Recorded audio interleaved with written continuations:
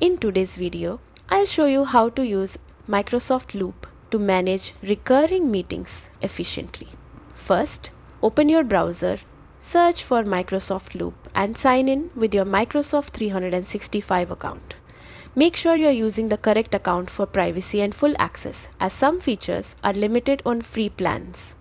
Start by creating a Loop workspace dedicated to your recurring meetings. This workspace will serve as your central hub for agendas, notes, and tasks, keeping everything organized in one place. Explore the More Options menu to customize the workspace to suit your team's needs. Next, embed the workspace directly into your team's meeting chat or channel. This ensures all participants have easy access and can collaborate seamlessly.